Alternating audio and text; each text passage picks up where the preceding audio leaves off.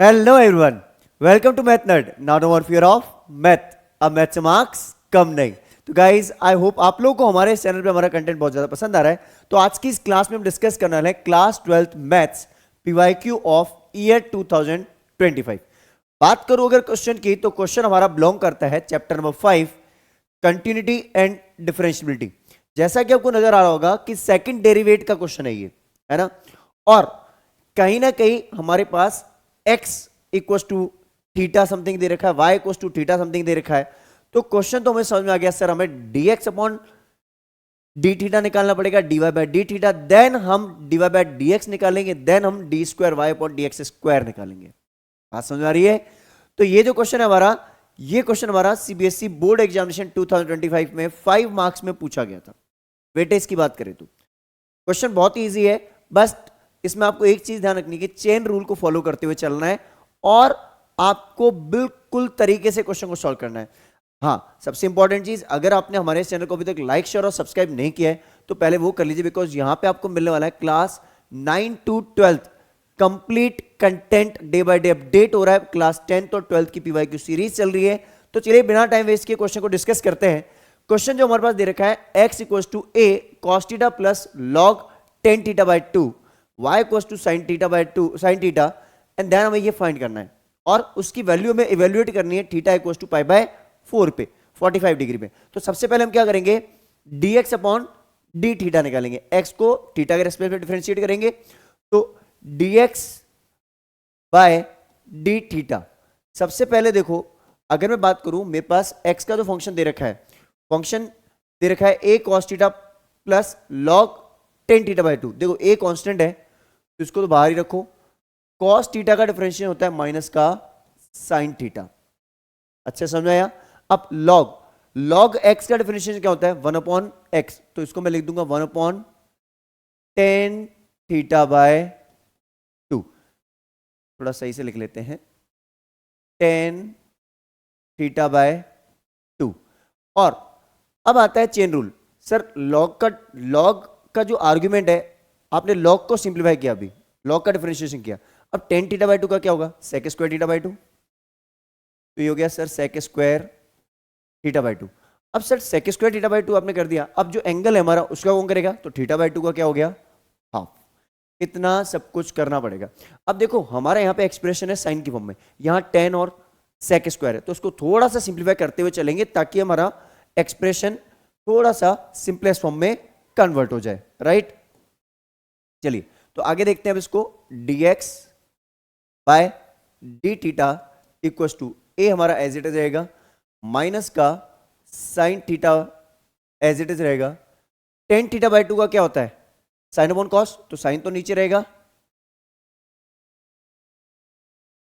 Cos चला जाएगा ऊपर. राइट. अब सेक स्क्वायर थीटा बाय 2 को हम नीचे कर देंगे 1 upon cos square theta by 2.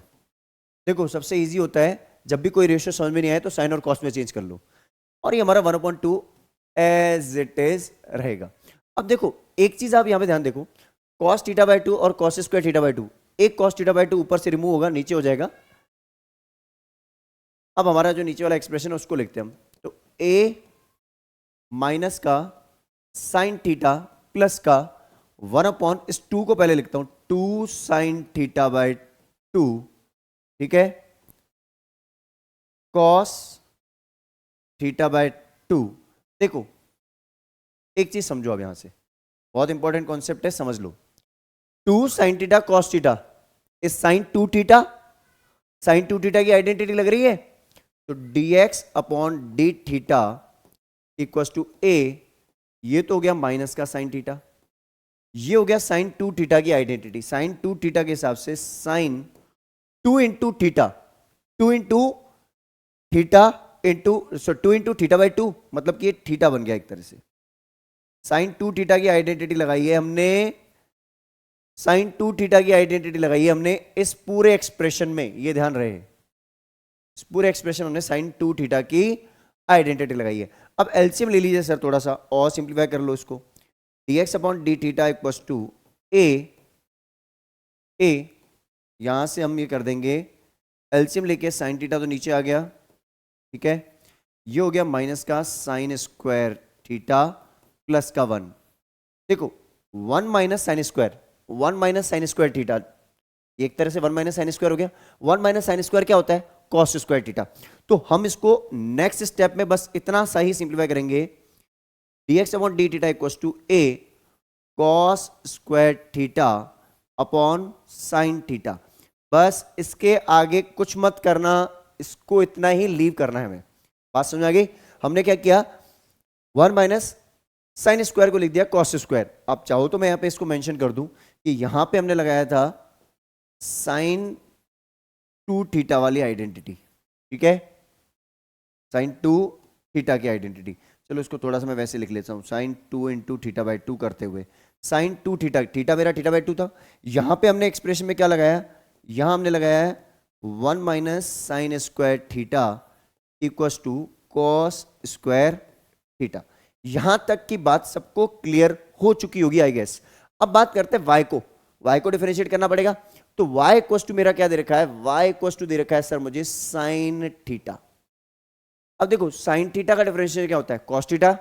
तो dy by D theta equal to cos theta.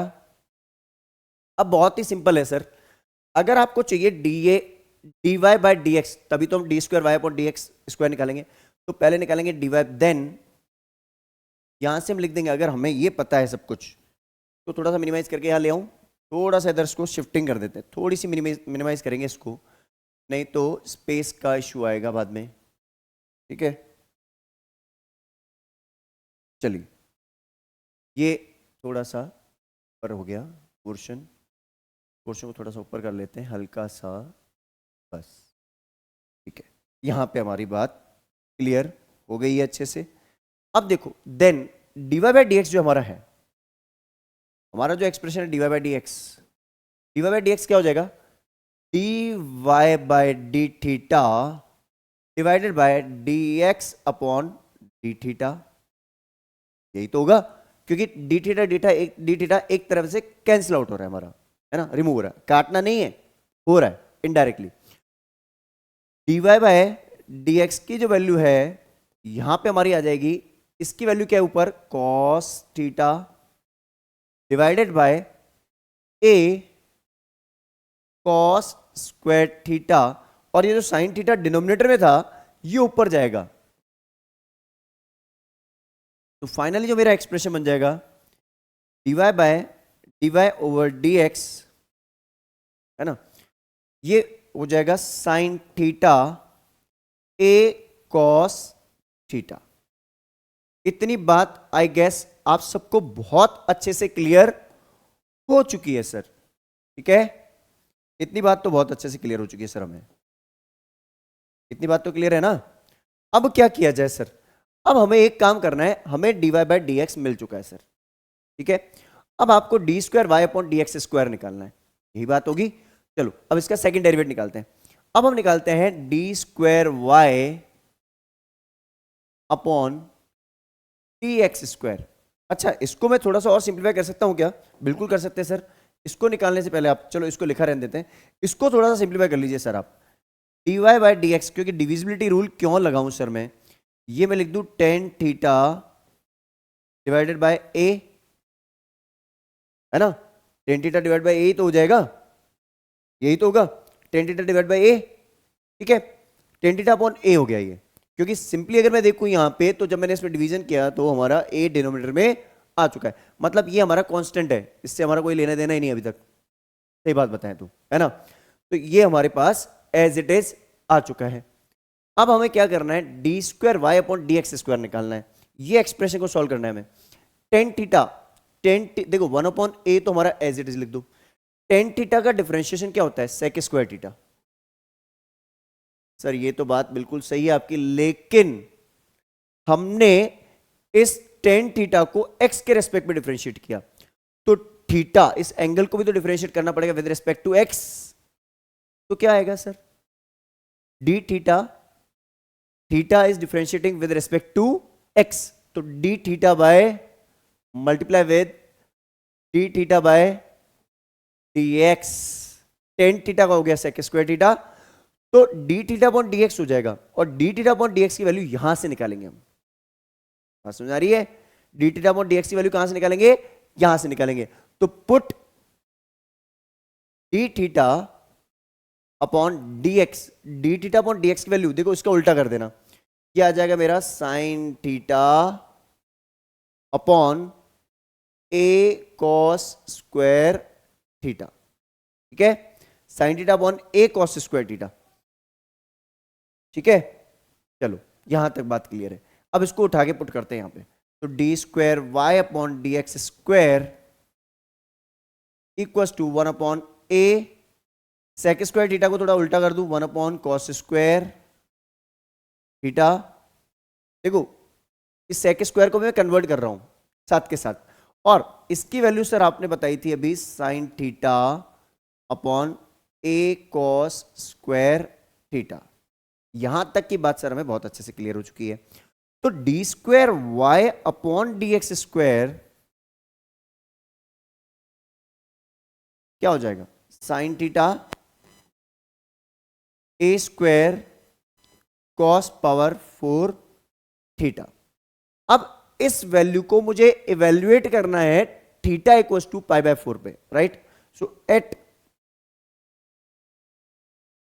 Theta equal to pi by 4, theta equal to pi by 4 जब मैं यहां पे पुट करूंगा तो D square Y upon D X square equal to 1 upon A square, तो मेरा constant है, sine pi by 4 divided by cos pi by 4 की पावर 4 कर दूं मैं, क्योंकि इसकी वैल्यू का पावर 4 होगी, है ना? तो अब यहां पे हम वैल्यू इसकी रिप्लेस करवाते हैं अगर, तो यहां से वैल्यू बन के आती है 1 upon A square pi by 4 1 upon root 2, और ये हो जाएगा 1 अपॉन रूट 2 की पावर 4। ठीक है, 1 अपॉन रूट 2 की पावर 4। अब देखो थोड़ा सा इसको मैं मिनिमाइज करना चाहूंगा ताकि इस स्टेप के बाद हमारे को ये आंसर मिनिमाइज अच्छे से हो जाए, कंप्लीट क्लियर हो जाए हमारे को, है ना? चलो अब हम देखते हैं इस वैल्यू को। इस वैल्यू को अगर हम देखें तो फाइनली हमारी वैल्यू जो आ रही है 1 अपॉन ए स्क्वायर। देखो कहीं ना कहीं 1 अपॉन रूट 2 की पावर 3 बचेगी नीचे, मतलब ऊपर वाली वैल्यू अगर मैं कैंसिल आउट कर दूं, यहां से ऊपर वाली वैल्यू कैंसिल आउट कर दूं तो ऊपर तो 1 ही बचेगा। अब नीचे जो वैल्यू बचेगी दैट इज 1 अपॉन रूट 2 की पावर 3 बचेगी, जिसको बोला जाता है 2 root 2, root 2 into root 2 into root 2, 2 root 2, और वो कहां जाएगा?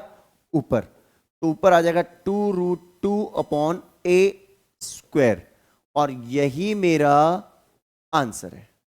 आई होप आपको ये वैल्यू बहुत ही अच्छे से क्लियर हो चुकी होगी। मैंने यहां पे ये पावर है हमारी, इसकी पावर थी 1, इसको मैंने कैंसिल आउट करके पावर 3 कर दिया। 1 अपॉन रूट 2 की power 1 divide by 1 upon root 2 की पावर 4।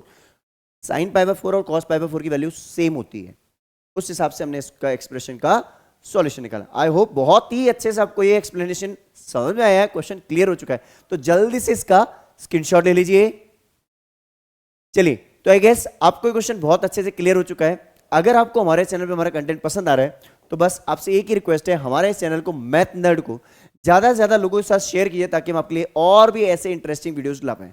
चलिए मिलते हैं किसी और वीडियो के साथ। Till the time have a great day.